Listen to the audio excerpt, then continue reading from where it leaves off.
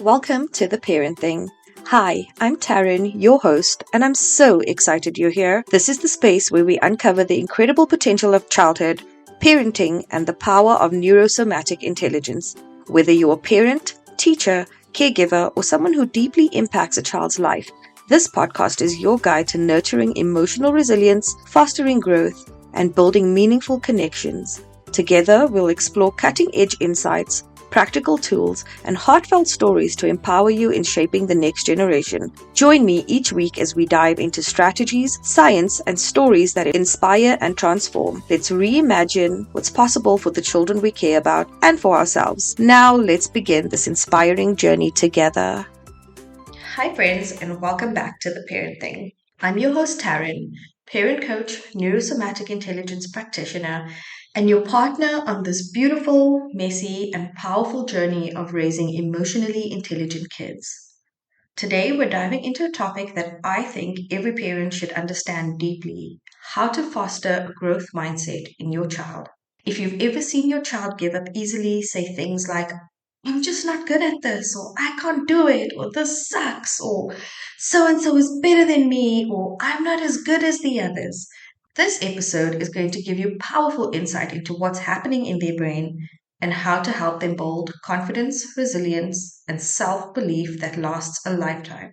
We're going to talk about what a growth mindset really is beyond the buzzword, how it connects to the nervous system, and practical ways you can nurture it every day at home, at school, and through play. So, grab your coffee, maybe your notebook if you're a note taker like me, and let's get into it.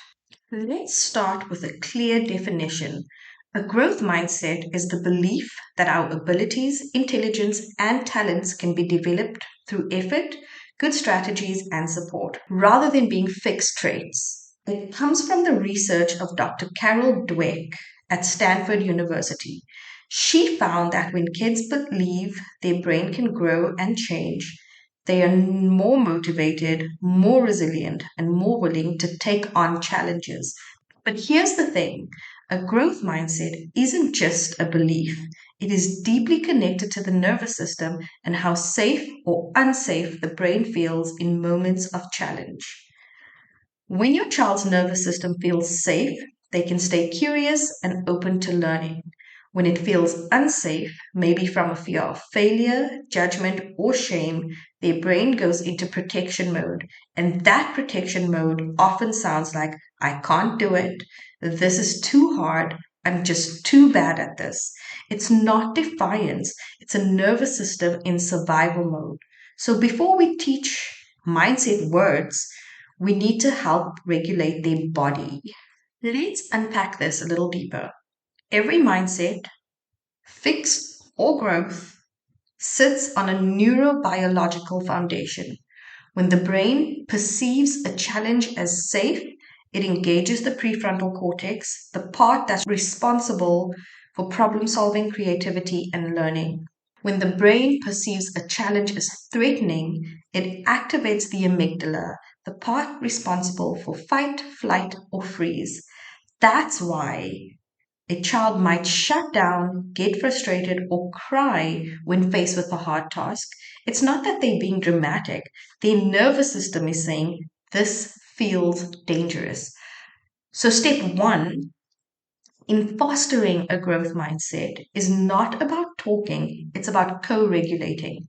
Take a breath with them, lower your voice, help their body feel safe first.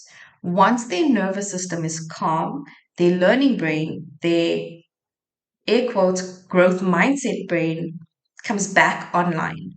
This is why emotional safety is the foundation of confidence. Once regulation is in place, language becomes your most powerful tool. I want to share some easy language swaps that instantly create a growth orientated environment. So instead of saying, you're so smart, you could try, you work really hard on that. Instead of saying, you're good at math, you can try, you've been practicing so much, look how much progress you've made. Instead of saying that's too hard, try, this is a great challenge, your brain is growing. This kind of language helps your child attach effort to outcome not identity to ability. It shifts the focus from being good to getting better. But remember, it's not about empty praise. Kids are highly attuned to authenticity. It's about helping them see their process, the strategies they used, the perseverance they showed, the mistakes that they learned from. And most importantly, model this yourself. Let them hear you say things like, "This is hard for me, but I can figure it out. I made a mistake, and that's okay. I'm learning too." My mantra in my classroom has always been mistakes are part of learning. Any of my students can tell you that. When you model a growth mindset in your own life, it becomes part of the family culture. Let's talk about failure, a word that so many kids and us adults fear. But failure is not the opposite of success. It is the pathway to success.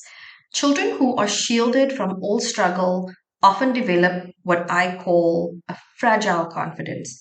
Confidence that only exists when things are easy. But kids who are allowed to make mistakes in safe, supported environments develop resilient confidence. Here's a practice you can try at home. At dinner, ask each family member to share one failure of the day, something that didn't go as planned. Then celebrate it. Talk about what they learned or what they'll try to do different next time. It normalizes mistakes, it takes shame out of the equation, and it teaches the brain struggle is safe and learning is part of the process. When we remove shame from mistakes, we build true resilience. So, here are some easy practical strategies you can start using right away. First one, use yet language. When your child says, "I can't do this," gently add yet. You can't do it yet. It tells their brain that growth is possible. Number two, model curiosity.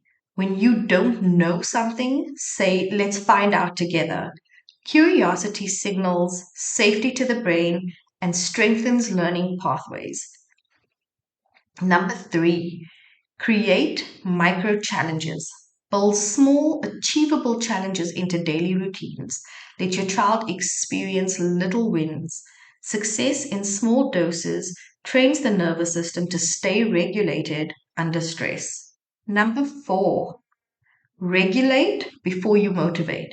If your child is frustrated or anxious, pause, help them breathe, move, shake off the tension before trying again. If you try and motivate them to do something when they're in a state of dysregulation, all efforts will be in vain. Number five, celebrate effort, not just outcomes. Have a, air quotes, proud of my effort board at home where kids can post drawings, math attempts, or stories of perseverance. Number six, storytelling. Share stories of famous inventors, athletes, or artists who failed multiple times before succeeding. Let kids see that struggle is universal and that it leads to greatness. And number seven, teach self talk. For the most part, we all have intrusive thoughts and not so good self talk. So when you encourage them to notice their inner voice, when it says, "I can't," teach them to respond, "I'm learning how." Each of these practices wires the brain for resilience. Now, here's the part we don't talk about enough. Your child's mindset begins with yours. If you are operating from stress, perfectionism, or fear of failure, that energy transmits. Kids feel it. And if you haven't listened to the episode before this one, please go and listen to it. It talks about how your child's regulation is dependent on yours.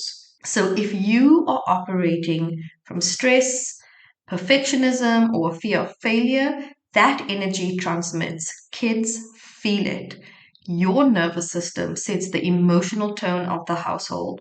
So before trying to fix your child's mindset, take a moment to check in with your own body. Ask yourself, am I grounded right now? Am I reacting from anxiety or curiosity? How can I model calm, curiosity, and growth? When you regulate you regulate them. Time to wrap our episode up. A growth mindset isn't something you teach once, it's something you model daily. It's about building a home where mistakes are safe, effort is celebrated, and challenges are seen as opportunities for the brain to grow stronger. And it all starts with connection, nervous system, heart to heart. If today's episode resonated with you and you'd like to dive deeper into helping your child regulate their emotions, build resilience, and develop lifelong confidence, I have a free resource for you. You can download my Calm Parent Starter Kit. It is packed with practical tools to help you regulate your nervous system, connect with your child, and create a peaceful home. You can grab it at the link in my show notes, and then also the link is in the bio of my Instagram and TikTok pages. And if you love this episode, please take a second to rate and review The Parent Thing wherever you're listening. It helps other parents find the show and join this beautiful community. Until next time, remember you are your child's safest place, and every day you're building their brain through love, presence, and connection. See you in the next episode. Thank you for tuning into The Parenting. We hope you enjoyed today's episode. If you have any questions, feedback,